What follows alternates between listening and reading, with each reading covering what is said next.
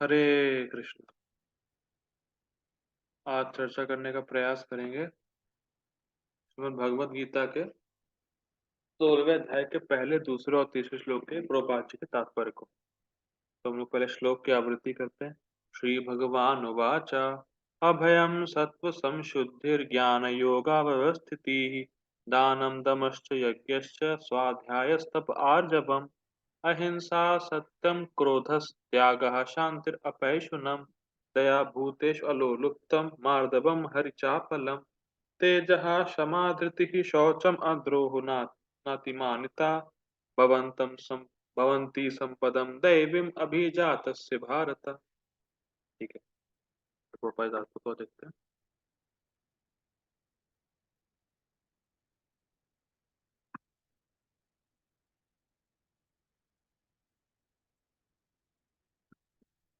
ठीक है, तात्पर्य purport bye divine grace AC भक्ति वेदांत स्वामी श्री प्रभुपाद की जय। प्रभुपाद जी तात्पर्य थोड़ा सा बड़ा है, तो हम लोग कई दिनों में चर्चा करेंगे, कई सिटिंग में। ठीक है, तात्पर्य देखते हैं। 15वें अध्याय के प्रारंभ में इस भौतिक जगत रूपी अश्वत्थ वृक्ष की व्याख्या की गई थी। उससे निकलने वाली अतिरिक्त जड़ों की तुलना जीवों के शुभ तथा अशुभ कर्मों से की गई थी। ये बात हम लोगों ने कल भी देखी थी कि जो अश्वत्थ वृक्ष की उपजड़ें हैं वो हैं वासनाएं, जो अच्छे और बुरे कर्म से उत्पन्न होती है, और उन वासनाओं के कारण व्यक्ति में दैवी और आसुरी प्रवृत्ति पाई जाती है। तो ये लिंक था 15वें अध्याय 16वें अध्याय का। इसको प्रोपा जी कह रहे हैं। 9वें अध्याय में भी दैवों तथा असुरों का वर्णन हुआ है। क्या वर्णन है? नमाम दुष्कृतम मूढ़ा, और नहीं, माफ कीजिएगा, बोल अब जानंती माम मूढ़ा मानुषम तनुमाश्रितम। जो ये कहते हैं कि भगवान श्री कृष्ण सामान्य पुरुष हैं, वो मूढ़ा है। ठीक है, रास्कल है, मूर्ख। और ये मोघाशा मोह कर्माणु मोह ज्ञान विचेतसा राक्षसम आसुरीम चैवा। ये भी वर्णन हुआ था कि जो भगवान श्री कृष्ण को सामान्य व्यक्ति मानता है वो राक्षस है, असुर है। ठीक है, ये सब वर्णन 9वें अध्याय में हुआ था। ठीक है, अब वैदिक अनुष्ठानों के अनुसार सतोगुण में किए गए सारे कार्य मुक्ति पथ में प्रगति के लिए शुभ माने जाते हैं, और ऐसे कार्यों को दैवी प्रकृति कहा जाता है। क्या प्रभुपाद जी कह रहे हैं? प्रभुपाद जी कह रहे हैं वैदिक अनुष्ठान मतलब जो व्यक्ति शास्त्रों की बात पे चलता है वो दैवी संपद वाला कहा जाता है। मतलब दैवी गुणों से युक्त। हम लोगों ने कल चर्चा की थी कि दैवी गुण का मूल बात क्या है कि वो शास्त्रों को मानता है और शास्त्रों के अनुसार जीवन जीता है। तो वही प्रभुपाद जी बात कर रहे हैं कि जो व्यक्ति शास्त्रों की बात को मानता है, वैदिक अनुष्ठानों को मानता है, वो मुक्ति के पथ की ओर आगे बढ़ने वाला है। ठीक है, देखिए ये एक बात समझिएगा, अगर कोई व्यक्ति तमोगुण में भी है लेकिन शास्त्रों को मानेगा तो वो धीरे धीरे प्रगति कर लेगा। इस तरीके से डिजाइंड है शास्त्र। ठीक है, तो फिर रिपीट कर रहा हूँ। जैसे आप लोगों ने नर्सरी पढ़ा होगा, उम्मीद करते हैं नर्सरी गए होंगे। गए होंगे, मजाक कर। ठीक है, नर्सरी में पढ़ा होगा, और नर्सरी के बाद नर्सरी में जो पढ़ाते हैं वो इस तरीके से डिजाइंड है कि आप केजी के सिलेबस को समझ सके। या सिंपल समझिए, जो फर्स्ट में आपने पढ़ा वो इस तरीके से डिजाइंड है कि जो फर्स्ट में रह के फर्स्ट की क्लास को पढ़ेगा वो सेकंड में जाएगा। तो उसी तरीके से शास्त्र ऐसे डिजाइंड है कि जो तमोगुण में है अगर वो इन नियमों का पालन करेगा तो रजोगुण में जाए, और रजोगुण में है तो वैदिक शास्त्रों के उन नियम का पालन करेगा, सतोगुण में जाएगा। तो इस तरीके से डिजाइंड है। तो बेसिकली जो वैदिक अनुष्ठानों को या जो वैदिक नियमों को मानता है वो धीरे धीरे सतोगुण में जाएगा, सतोगुण के बाद वो भक्ति करेगा और फिर मुक्त हो जाएगा। ये बात रूपा जी का है। ठीक है, जो लोग इस दैवी प्रकृति में स्थित होते हैं वे मुक्ति के पथ पर अग्रसर होते हैं। ठीक है, मैं ये बात मुझे बताई कि जो व्यक्ति सतोगुण में है वो वैदिक नियम का पालन करता ही है, स्वाभाविक रहता है। लेकिन कोई किसी भी गुण में होता है, अगर वो उस गुण के वैदिक नियम का पालन करेगा तो फिर वो मुक्त हो जाएगा। देखिए, हमारे बंधन का कारण क्या है? हम लोग क्यों बंधे हुए हैं? हमारे बंधन का कारण ये है कि हमें पता ही नहीं कि क्या करने से हम बंध जाते हैं। मैं फिर रिपीट कर रहा हूँ, हम क्या करते हैं जिससे हम बंधते हैं ये हमें पता नहीं है इसीलिए बंधते हैं। मुझे क्या करना चाहिए, क्या नहीं करना चाहिए, किस कार्य से मैं मुक्त होऊँगा, किस कार्य से मैं बंध जाऊँगा, ये हमें पता नहीं है। और ये तभी व्यक्ति को समझ में आता है जब वो सतोगुण में होता है। तो इसीलिए कोई किसी भी गुण में रहे अगर वो उस उन नियमों का पालन करता है, धीरे-धीरे सतोगुण में आएगा, तब उसके पास विवेक आएगा, फिर वो भक्ति करेगा, फिर मुक्त हो जाएगा। इसके विपरीत उन लोगों के लिए जो रजो तथा तमोगुण में रहकर कार्य करते हैं, मुक्ति की कोई संभावना नहीं रहती। तो हम लोगों ने ये बात पढ़ी थी कि रजोगुण में व्यक्ति की बहुत भोग की वासना होती है। तो बहुत भोगने की लालसा रहता है उसका कि वो बहुत भोग करता है या भोग करना चाहता है। और जो तमोगुण में होता है, वो अधर्म को धर्म मानता है। तो इन दोनों ही केस में मुक्ति की संभावना नहीं है। लेकिन ऐसा नहीं कहा जा रहा है कि जो तमोगुण में है, वो सतोगुण में आ नहीं सकता। ठीक है, बैलेंस करिए। उन्हें या तो मनुष्य की तरह इसी भौतिक जगत में रहना होता है, मतलब रजोगुण, या फिर वे पशु योनि में या इससे भी निम्न योनि में अवतरित होते हैं। ठीक है। इस 16वें अध्याय में भगवान दैवी प्रकृति तथा उसके गुणों एवं आसुरी प्रकृति तथा उसके गुणों का समान रूप से वर्णन करते हैं। वे इन गुणों के लाभों तथा हानियों का भी वर्णन करते हैं। तो देवी गुण का लाभ क्या है कि व्यक्ति मुक्ति के पथ पर आगे बढ़ता है, और आसुरी गुण का नुकसान क्या है कि निम्न योनि में जाएगा या फिर नरक में जाएगा। तो ये बात हम लोग टीका में देख चुके हैं कि भगवान इन दोनों का वर्णन इसलिए कर रहे हैं कि व्यक्ति समझे कि दैवी गुण उपादेय हैं और आसुरी गुण हेय हैं। हम लोगों ने टीका में पढ़ा था। ठीक। दिव्य गुणों या दैवी प्रवृत्तियों से युक्त व्यक्ति उयुक्त उत्पन्न व्यक्तियों के प्रसंग में प्रयुक्त अभिजात शब्द बहुत सार गर्भित है। तो ये अभिजात शब्द आया था भवंती, क्या श्लोक था लास्ट लाइन में आया था, हाँ, भवंती संपदम दैवीम अभिजात से भारत। ठीक है, शब्द है। तो दैवी गुण वाले व्यक्तियों के लिए अभिजात शब्द बहुत इंपॉर्टेंट है। क्यों, देखिए पापा जी क्या कह रहे हैं।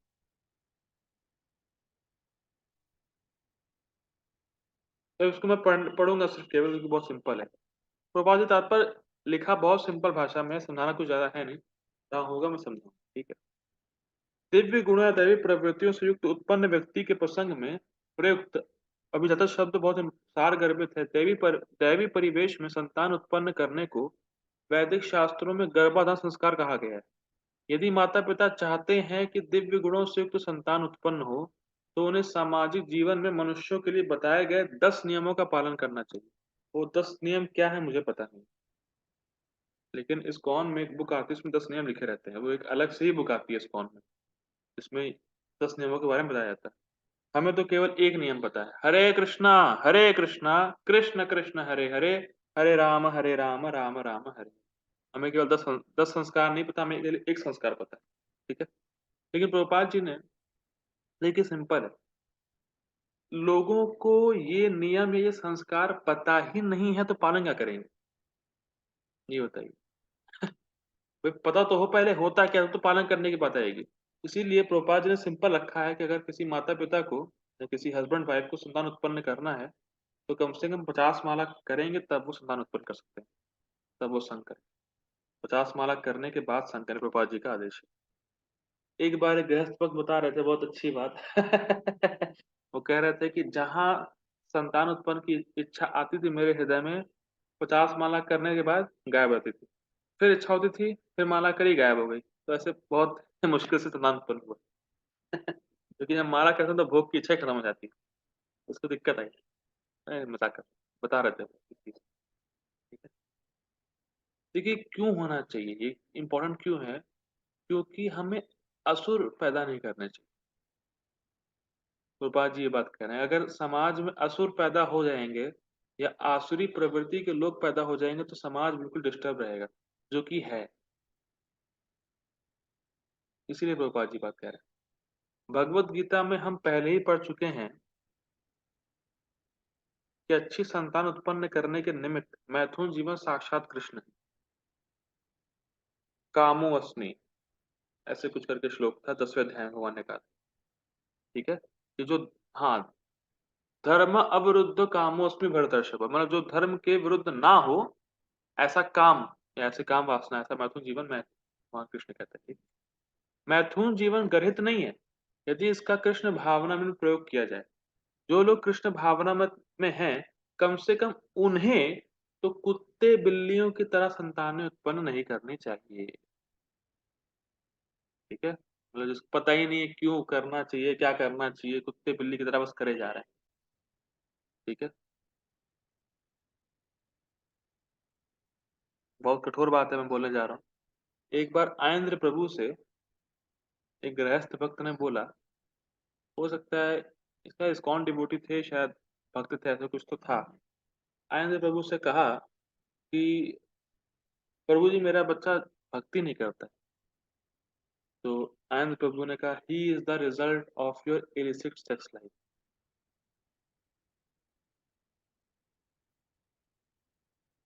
ठीक है, आगे पढ़ते हैं। उन्हें ऐसी संतान उत्पन्न हाँ, उन्हें ऐसी संतानें उत्पन्न करनी चाहिए जो जन्म लेने के पश्चात कृष्ण भावना भावित हो सके। ठीक है? कृष्ण भावना में तल्लीन माता पिता से उत्पन्न संतानों को इतना लाभ तो मिलना ही चाहिए। देखिए, अब इस संदर्भ में ज्यादा कुछ बोलना नहीं है, बस एक प्रभुपाद जी के शिष्या की घटना सुनानी है। प्रभुपाद जी की शिष्या हैं दैवी शक्ति माता जी। वो अभी भी इस्कॉन वृंदावन में है, आप जाएंगे तो मिल जाएंगी बात। ठीक है? प्रभुपाद जी की शिष्या हैं दैवी शक्ति माता जी। तो उनकी 19 साल में शादी हो गई थी और वो अमेरिका बॉर्न है। ठीक है? उन्होंने 12 साल तक अपने पति का संग नहीं किया। 12 साल तक उन्होंने अपने हस्बैंड का संग नहीं किया, कोई संतान उत्पन्न करने के बारे में सोचा भी नहीं। लेकिन जीबीसी से ऑर्डर आया, मतलब जो जीबीसी है वो जानते ही सब लोग, आप लोग। जीबीसी से ऑर्डर आया कि आप कम से कम एक संतान तो उत्पन्न करिए। तो उन्होंने एक संतान उत्पन्न किया, उनकी लड़की हुई, और उसकी लड़की ने, माता जी की लड़की ने 15 साल में इनिशिएशन ले लिया। तो ये होता है कृष्ण कॉन्शियसनेस चाइल्ड का फायदा। गोल क्लियर है बिल्कुल, कि भक्ति करना है, लोगों को प्रीच करना है, क्योंकि क्लियर रहता है, कोई मतलब फालतू चीज नहीं होती। अबे भगवान के धाम जाना रहता है। तो दैवी गुण वाले संतान उत्पन्न करना ही चाहिए। प्रभुपाद जी यही बात समझा रहे हैं कि जब दैवी गुण वाले व्यक्ति होंगे तो आगे जब बढ़ाएंगे अपनी परंपरा को, तो समाज में शांति और संपन्नता होगी। और आजकल दैवी गुणों से युक्त व्यक्ति है नहीं, इसीलिए प्रॉब्लम चल रही है। ठीक है? और अच्छी बात गोपाल जी लिख रहे हैं यहाँ पे।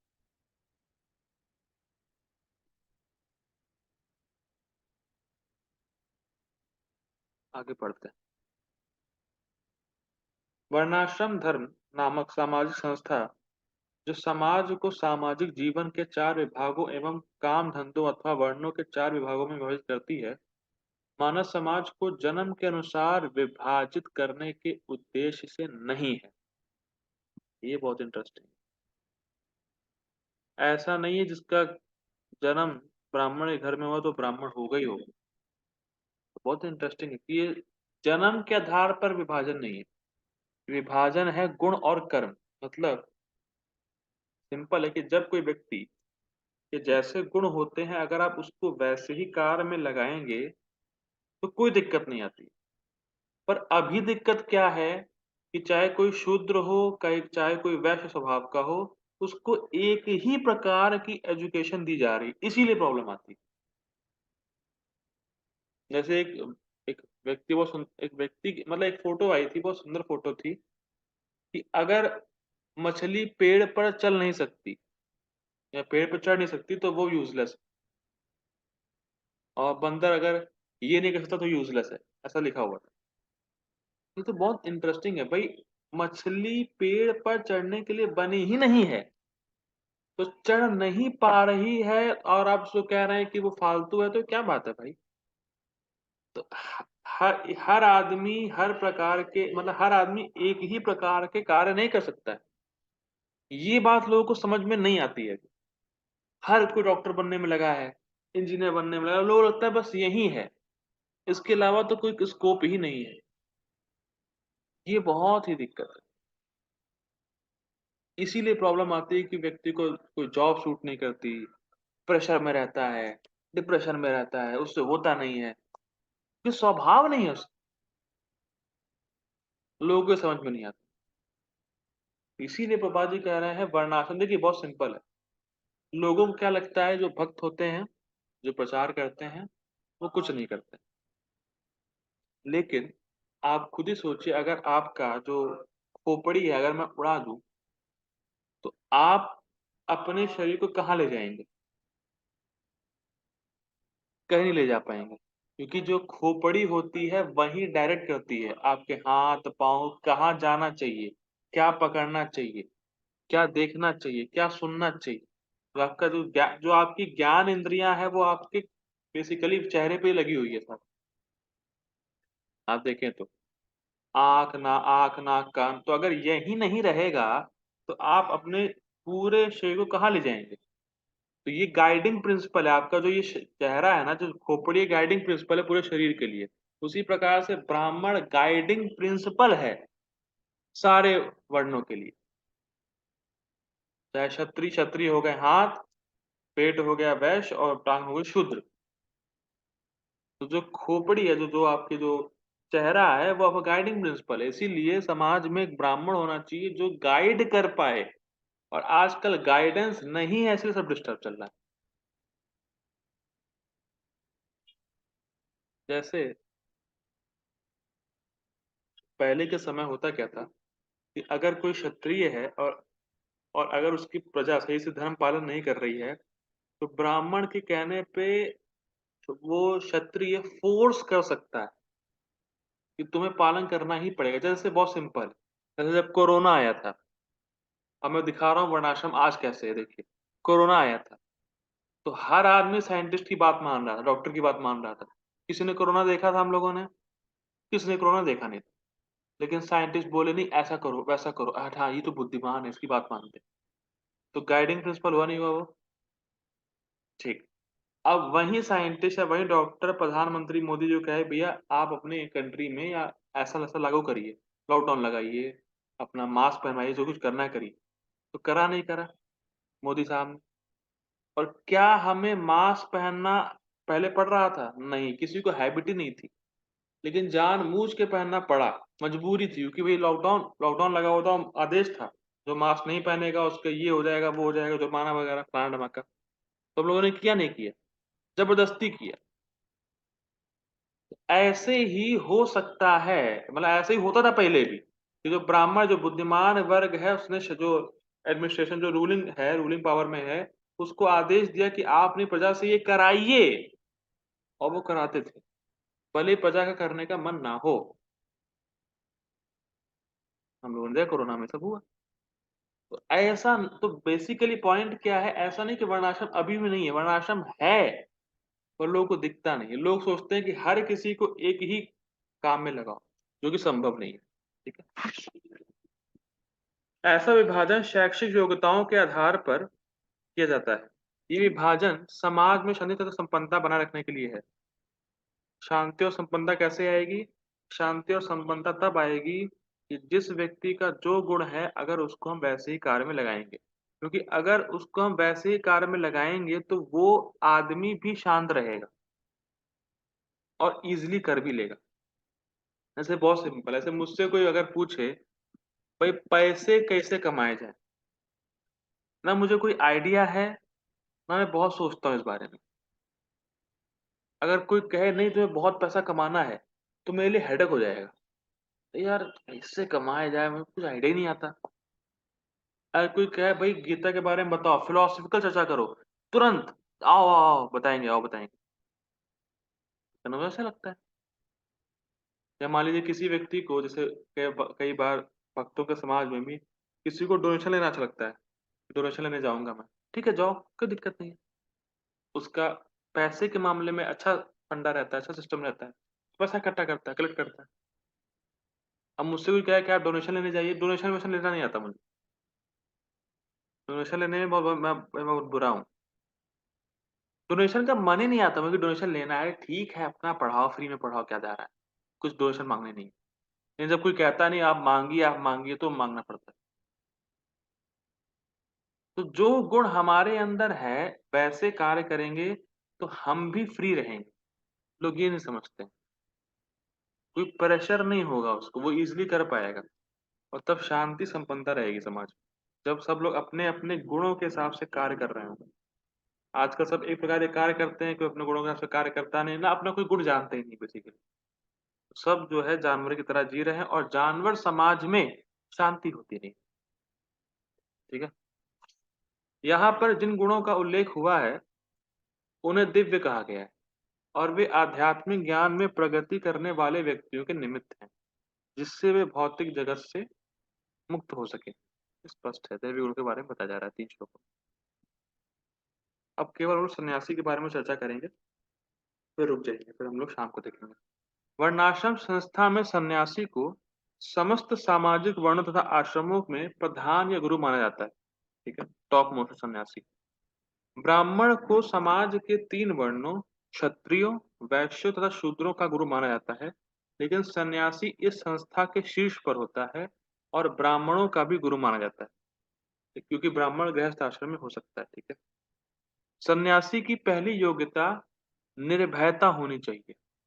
हम लोगों ने क्या देखा था पहला गुण? अभय, अभयम, ठीक? चूँकि सन्यासी को किसी सहायक के बिना एकाकी रहना होता है, अतएव भगवान की कृपा ही उसका एकमात्र आश्रय होता है। जो यह सोचता है कि सारे संबंध तोड़ लेने के बाद मेरी रक्षा कौन करेगा, तो उसे संन्यास आश्रम स्वीकार नहीं करना चाहिए। कल हम लोगों ने देखा था, क्या भय था? अगर मैं काम ही नहीं करूँगा तो मेरा भरण-पोषण कैसे होगा? तो इस थिंकिंग से, इस थॉट से मुक्त होना चाहिए, वही संन्यास ले सकता है, ठीक है? उसे यह पूर्ण विश्वास होना चाहिए कृष्ण या अंतर्यामी स्वरूप परमात्मा सदैव अंतर में रहते हैं। वे सब कुछ देखते रहते हैं और जानते हैं कि कोई क्या करना चाहता है। इस तरह मनुष्य को दृढ़ विश्वास होना चाहिए कि परमात्मा स्वरूप कृष्ण शरणागत व्यक्ति की रक्षा करेंगे। करेंगे नहीं, करते ही हैं, ठीक है? उसे सोचना चाहिए, मैं कभी अकेला नहीं हूँ, भले ही मैं गहनतम जंगल में क्यों न रहूँ। साथ में कौन है? कृष्ण। मेरा साथ कृष्ण देंगे और सब तरह से मेरी रक्षा करेंगे। ऐसा विश्वास अभयम या निर्भयता कहलाता है। स्पष्ट है। संन्यास आश्रम में व्यक्ति की ऐसी मनोदशा आवश्यक है। अब मेरा एक प्रश्न है, ये तो स्पष्ट दिख रहा है, उस सन्यासी की ऐसी मनोदशा आई कहाँ से? ये मैंने कल बताया था। उसकी ऐसी मनोदशा हुई क्यों? कैसे हो गई? जी बताइए भाई, आगे बढ़ता है। जी उसके पिछले कर्मों के हिसाब से। ना ना, रॉन्ग रॉन्ग। जी माता जी।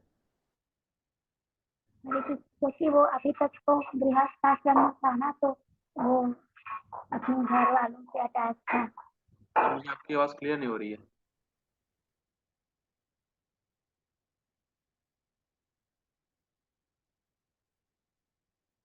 मतलब वो वानप्रस्थ आश्रम से संन्यास, वो पूछना हाँ, वानप्रस्थ आ रही सन्यास है लिया आवाज? इसलिए। वानप्रस्थ तो सन्यास लिया इसलिए। वानप्रस्थ में उसने अपना सारा वो सब मार्जन कर दिया ना, वो सब जो अटैचमेंट था उसका घर वालों से, उन हाँ, सबका मार्जन हो। ठीक है, लेकिन ये प्रॉपर नहीं है, ठीक है। ये बात भी बताई थी। वो इस संबंध में थी कि तपस्या क्यों है वानप्रस्थ का गुण, उस संबंध में ये बात हुई थी। बात ये हुई थी, अभयम सत्व संशुद्धि, उसका चित्त पूरी तरह शुद्ध हो गया है, इसलिए वो अभय हो गया है। और चित्त शुद्ध हुआ कैसे? वर्णाश्रम के नियमों का पालन करके, ये बताया था। तो उसकी ऐसी मनोदशा क्यों हुई? जब उसने वर्णाश्रम के नियमों का पालन किया, जिस वर्ण और आश्रम में था उन दैवी गुणों का अनुशीलन किया, तब उसका चित्त शुद्ध हुआ। चित्त शुद्ध होने के बाद उसकी ऐसी मनोदशा हो गई, ठीक है? ये बताया था कल। आगे बढ़ते हैं। तब उसे अपने अस्तित्व को शुद्ध करना होता है। देखिए, सत्व संशुद्धि, ठीक। संन्यास आश्रम में पालन किए जाने के लिए अनेक विधि विधान हैं। इनमें सबसे महत्वपूर्ण यह है कि सन्यासी को किसी स्त्री के साथ घनिष्ठ संबंध नहीं रखना चाहिए। ठीक है, ये इंपॉर्टेंट बात है। इस संबंध में दो तीन घटना है, बता देता हूं मैं। पहली बात तो ये है कि जब एक बार प्रभुपाद जी श्रील प्रभुपाद जी अपनी बहन के साथ थे, और उस कमरे में, उसी रूम में तमाल कृष्ण महाराज जी थे। तो श्रील प्रभुपाद जी सन्यासी थे, वो तो पता ही है। तो तमाल कृष्ण महाराज को किसी कारणवश रूम से बाहर जाना पड़ा। अब उस रूम में श्रील प्रभुपाद जी और उनकी बहन थी। तो श्रील प्रभुपाद जी ने तुरंत घंटी बजाई और तमाल कृष्ण महाराज फिर वापस आए। तो श्रील प्रभुपाद जी ने कहा कि तुमने मुझे अकेला छोड़ा कैसे? किसी स्त्री के साथ अकेले रहना नहीं चाहिए। तो प्रभुपाद जी इतने स्ट्रिक्ट थे, उनकी बहन ही थी वो, उनकी बहन ही थी। प्रभुपाद जी बिल्कुल कट्टर थे, मतलब नियम पालन करने संन्यास आश्रम के। कि भी कभी भी किसी उसमें किसी सन्यासी को एकांत में किसी स्त्री के साथ रहना नहीं चाहिए, भले ही उसकी बहन भी क्यों ना हो, भले ही उसकी माँ भी क्यों ना हो। इतना मतलब नियम कठोर रहता है सन्यास आश्रम, ठीक है। और दूसरा इस संबंध में आता है, प्रभुपाद जी का जो गुरु महाराज थे श्रील भक्ति सिद्धांत ठाकुर महाराज जी का, तो उनकी शिष्या थी, भक्ति सिद्धांत ठाकुर महाराज जी की शिष्या थी एक। और उनकी शिष्या मतलब होगी उनकी नाती की उम्र की, मतलब ग्रैंड डॉटर की उम्र की थी वो शिष्या उनकी। तो वो अपने पति के साथ आई और कहा उनसे कि महाराज जी, मुझे आपसे अकेले में कुछ बात करनी। तो उन्होंने तुरंत मना कर दिया, नहीं, बिल्कुल अकेले में बात नहीं कर। बस छोटी सी बच्ची थी, समझ लीजिए, ग्रैंड डॉटर क्या मतलब पोती की उम्र की थी, फिर भी मना कर दिया। तो इतना कठोर रहना होता है। अब और सुनिए, परम पूज्य दादा गोविंद महाराज जी बता रहे थे अपने लेक्चर में, बहुत सुंदर, कि स्त्री को छूने की तो बात छोड़िए, स्त्री की बनाई हुई लकड़ी की मूर्ति भी अगर है, उसको भी नहीं छूना है।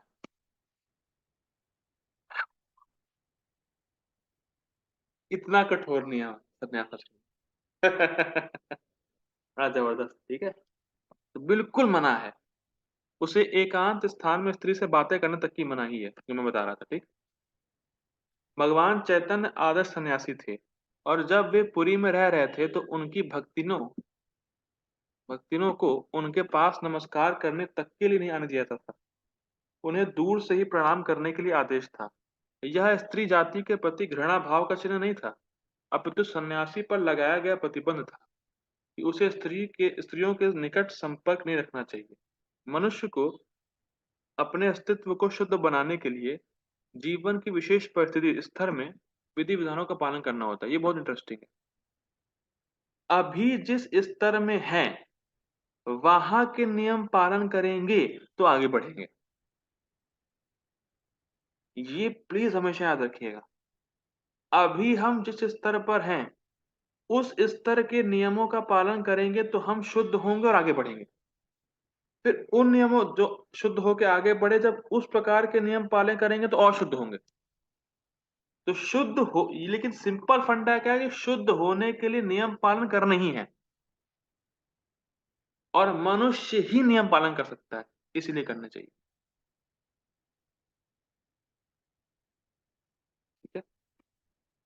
सन्यासी के लिए स्त्रियों के साथ घनिष्ठ संबंध तथा इंद्रिय तृप्ति के लिए धन संग्रह वर्जित है, ठीक है, तो स्पष्ट है। आदर्श सन्यासी तो स्वयं भगवान चैतन्य थे, और उनके जीवन से हमें यह सीख लेनी चाहिए कि वे स्त्रियों के विषय में कितने कठोर थे।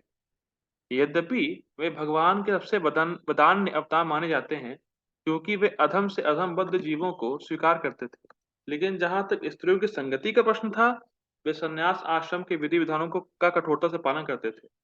उनका एक निजी पार्षद छोटा हरिदास अन्य पार्षदों के साथ निरंतर रहा, लेकिन किसी कारणवश उसने एक तरुणी को कामुक दृष्टि से देखा। अब जो लाइन आने वाली है, बड़ा ही टफ है, देखिए। भगवान चैतन्य इतने कठोर थे कि उन्होंने उसे अपने पार्षदों की संगति से तुरंत बाहर निकाल दिया। भगवान चैतन्य ने कहा, जो सन्यासी या अन्य कोई व्यक्ति प्रकृति के चंगुल से छूटने का इच्छुक है और अपने को आध्यात्मिक प्रकृति तक ऊपर उठाना चाहता है तथा भगवान के पास वापस जाना चाहता है, वह यदि तफ वह यदि भौतिक संपत्ति तथा स्त्री की ओर इंद्रिय तृप्ति के लिए देखता है, भले ही वह उनका भोग ना करे, केवल उनकी ओर इच्छा दृष्टि से देखे, तो भी वह इतना गर्हित है कि उसके लिए श्रेयस्कर होगा कि वह ऐसी अवैध इच्छाएं करने के पूर्व आत्महत्या कर ले। इस तरह शुद्धि की ये विधियां हैं।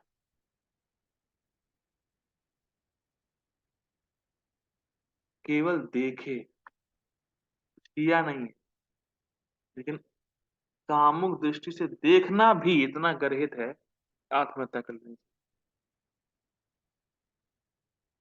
अब देखिए क्या है, सिंपल है।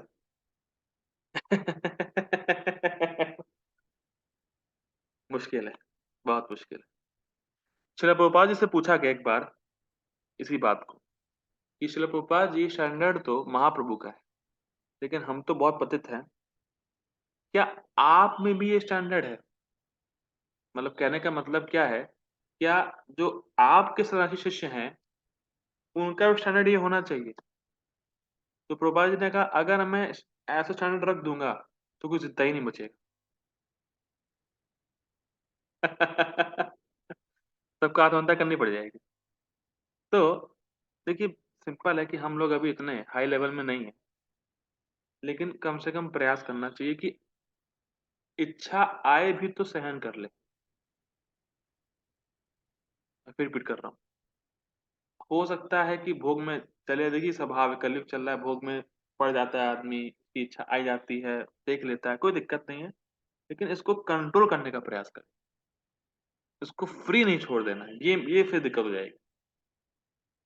उसको पता होना चाहिए कि जो मेरी इच्छाएं हैं वो गलत हैं, कम से कम ये पता होना चाहिए, उसको रोकने का प्रयास करना चाहिए, उससे बचने का प्रयास करना चाहिए। ठीक है, बहुत इंपॉर्टेंट।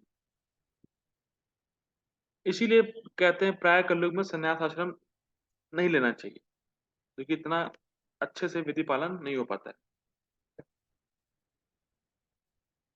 अब ऐसा करते हैं, थोड़ा सा बचा हुआ है, मैं मीटिंग एंड कर रहा हूँ, प्लीज ज्वाइन अगेन। हरे कृष्ण, थोड़ा सा बचा।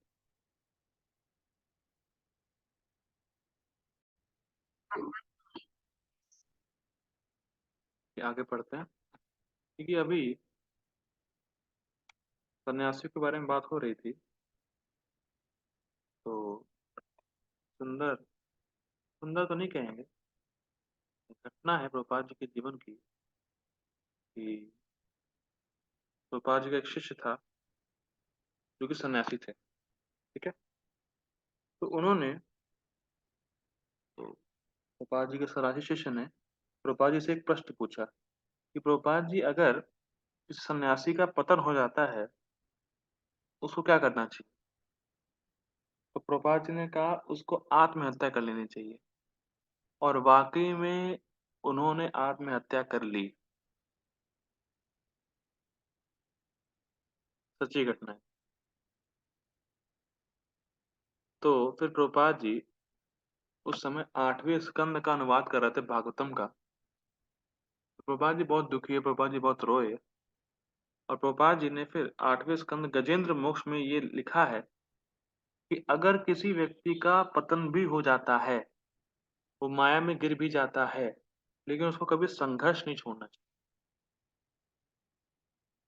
भगवान की कृपा से जैसे गजेंद्र ने प्रार्थना करी और भगवान की कृपा से संघर्ष किया, भगवान की कृपा से उसका उद्धार हो गया, तो वैसे ही अगर कोई पतन भी हो जाए, किसी को माया में गिर भी जाए, फिर भी कभी संघर्ष नहीं छोड़ना चाहिए, भक्ति में लगे रहना चाहिए। तो पापा जी स्वयं बहुत दुखी थे। तो ये सब बातें हैं जो लोगों ने किया है।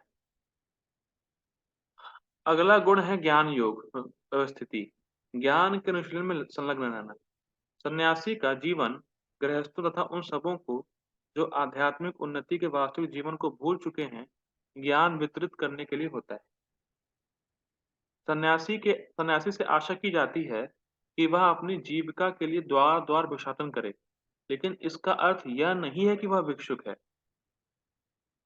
विनयशीलता भी आध्यात्मिक में स्थित मनुष्य की एक योग्यता है। सन्यासी मात्र विनयशीलतावश द्वार-द्वार जाता है, भिक्षाटन के उद्देश्य से नहीं जाता, अपितु गृहस्थों को दर्शन देने या तथा उनमें कृष्ण भावना में जगाने के लिए जाता है। देखिए ये इंटरेस्टिंग है। भिक्षा माँगने वाला भिखारी नहीं है, पर भिक्षुक है। आप कहेंगे प्रभु जी भिक्षा और भिखारी में अंतर क्या है? भिक्षा भिखारी में अंतर ये है कि जो सन्यासी भिक्षा माँगने जा रहा है, तो वो देने जा रहा है, ना कि लेने जा रहा है। आप ये समझिए पॉइंट। आप ये मत समझिए कि सन्यासी कुछ लेने जा रहा है, ना, वो देने जाता है और जो देता है उसके बदले में लेता है। इसलिए प्रभुपाद जी कह रहे हैं, सन्यासी मात्र विनयशीलता वश द्वार-द्वार जाता है, भिक्षाटन के उद्देश्य से नहीं जाता, अपितु गृहस्थ को दर्शन देने तथा उनमें कृष्ण भावना में जगाने के लिए जाता है। यह सन्यासी का कर्तव्य है। जो भगवान से विमुख हैं, उनको भगवान के सम्मुख लाने के लिए जाता है। ये उसका मेन उद्देश्य है। और उसके बदले में गृहस्थ भले भी कुछ दे दें। देखिए इस संबंध में तो सिंपल आप समझ सकते हैं नित्यानंद प्रभु और हरिदास ठाकुर जी एग्जाम्पल। नित्यानंद प्रभु हरिदास ठाकुर अपने दांत में तृण लेके जाते थे लोगों के पास कि भैया कृष्ण भावना अमृत स्वीकार कर लो, कृष्ण का नाम ले लो। इस संबंध में परम पूज्य राधानाथ स्वामी महाराज जी बहुत सुंदर बता रहे थे कि नित्यानंद प्रभु किसके वो हैं अ, स्वरूप है। नित्यानंद प्रभु बलराम जी, और बलराम जी का एक एक्सपेंशन शेषनाग। और जब प्रलय होता है तो शेषनाग के मुख से अग्नि निकलती है और वो कितने ब्रह्मांडों को जला के राख कर देते हैं। और इतने पावरफुल व्यक्ति जिसके अंश हैं, वो नम्र भाव से लोगों के पैरों में गिर रहे हैं कि पैरों पे गिर रहे हैं कि आप कृष्ण का नाम लीजिए। क्या नहीं इमेजिन, अगर हम एक ब्रह्मांड भी जला सकते हैं, तुम्हें कितना घमंड आएगा, अरे तुम जैसे तुच्छ लोग। लेकिन जिनके एक्सपेंशन शेषनाग है वो भी पैरों पे गिर रहे हैं लोग। पैरों पे गिर के कह रहे हैं तीन चीज, भजो कृष्णा, कहो कृष्णा, करो कृष्ण शिक्षा। हमें यही तीन चीज करनी है, भजो कृष्णा, कहो कृष्णा, करो कृष्ण शिक्षा। बस कृष्ण का भजन करना है, कृष्ण का नाम लेना है और कृष्ण की दी हुई शिक्षा का प्रचार करना। ये तीन काम बस। और यही सन्यासी का कर्तव्य है। और कर्तव्य मतलब अगर उसको अच्छा नहीं भी लग रहा तो भी कर। ठीक है, आगे बढ़ते हैं। यदि वह वास्तव में उन्नत है सन्यासी और उसे गुरु का आदेश प्राप्त है, तो उसे तर्क तथा ज्ञान द्वारा कृष्ण भावनामृत का उपदेश करना चाहिए। और यदि वह इतना उन्नत नहीं है तो उसे सन्यास आश्रम ग्रहण नहीं करना चाहिए। तो सिंपल है कि सन्यास आश्रम मीन्स कि कृष्ण की शिक्षा का प्रचार, उसके अलावा और कोई जीवन का उद्देश्य उसका नहीं। ठीक है, लेकिन यदि किसी ने पर्याप्त ज्ञान के बिना सन्यास आश्रम स्वीकार कर लिया है, तो उसे ज्ञान अनुशीलन के लिए प्रामाणिक गुरु से श्रवण में रत होना चाहिए। सन्यासी को निर्भीक होना चाहिए, उसे सत्व संशुद्धि तथा ज्ञान योग में स्थित होना चाहिए। तीन गुण है सन्यासी के। तो गोपाल जी लास्ट लाइन में कंक्लूड कर रहे हैं, सन्यासी को निर्भीक होना चाहिए मतलब अभयम, उसे सत्व संशुद्धि होना चाहिए मतलब सत्व संशुद्धि तथा ज्ञान योग अवस्थिति। अब देखिए ये इंपॉर्टेंट है कि अगर किसी ने इमैच्योर अवस्था में सन्यास ले लिया है तो उसको श्रवण बहुत करना होगा। मैं फिर रिपीट कर रहा हूं, जिस किसी ने भी सन्यास आश्रम बहुत जल्दी ले लिया या इमैच्योर अवस्था में लिया है तो उसको श्रवण में बहुत पक्का होना पड़ेगा। इसलिए प्रभुपाद जी हम बहुत साफ साफ लिख रहे हैं प्रामाणिक गुरु से श्रवण में रत होना चाहिए। क्यों श्रवण करना चाहिए? क्योंकि जब श्रवण करते हैं, तो वास्तविक जीवन के बारे में हम देख पाते हैं। जब हम श्रवण करते हैं, तो हमें वास्तविकता का बोध होता है। नहीं तो हम केवल व्यावहारिक जीवन में लगे रहते हैं। मैं इसका बेटा हूँ, मैं इस घर का हूँ, मुझे ये करना है, मुझे अच्छी नौकरी करनी है, मेरी बीवी का पालन हो जाए, ये मेरे बच्चे, ये मेरा घर, ये मेरे रिश्तेदार, बस। लेकिन जब हम श्रवण करते हैं, तो वास्तविकता का बोध होता है, नहीं, सब कृष्ण के अंश हैं और जो जीव कृष्ण से विमुख हैं, वो दुखी हैं। और मुझे उनमें कृष्ण भावनामृत का प्रचार करना है। ये श्रवण से ही आता है। और जब तक श्रवण नहीं होगा, तब तक अरे हाँ, अरे क्या कोई दिक्कत नहीं है, मैं तो बहुत सुखी हूँ। मेरे परिवार वाले इतने अच्छे हैं, मेरी देखभाल करते हैं। बस इसी मोह-माया में पड़े रहते हैं लोग। जो व्यक्ति संन्यास ले लिया है, पर उसका चित्त अभी भी कहीं जा रहा है इधर-उधर, तो उसको श्रवण बहुत करना पड़ेगा पक्के तरीके से। क्योंकि श्रवण करते ही चित्त की एकाग्रता बनती है। ये सबका अनुभव होगा कि जितना अच्छे से श्रवण करेंगे, तो उतना ही चित्त दिन भर में अधिक समय कृष्ण के बारे में सोचेगा, या कम से कम फिलॉसफी के बारे में सोचेगा। ये अनुभव होगा आप लोगों को। जितना अधिक श्रवण दिन भर में हुआ है, तो उतने ही दिन भर में जो सुना है, जो फिलॉसफिकल पार्ट है, वही दिमाग में घूमता है। और लोगों को देखते भी हैं, तो भी फिलॉसफिकल पार्ट ही आता है दिमाग में। अच्छा, ये तो ऐसा कर रहे हैं, तमोगुण, अरे वो रजोगुण, ये वो चलता रहता है। जब श्रवण पक्के तरीके से होगा, तब चित्त की एकाग्रता बनती है। इसीलिए प्रभुपाद जी कह रहे हैं कि अगर किसी ने संन्यास ले भी लिया है, तो कोई दिक्कत नहीं है, उसको श्रवण में पक्के रहना पड़ेगा। और जो उन्नत सन्यास है, उनको प्रचार करना चाहिए। ठीक है? हम लोग संन्यास आश्रम के बारे में देख लिया, अब हम लोग आगे गृहस्थों के बारे में, अन्य आश्रमों के बारे में देखेंगे शाम को।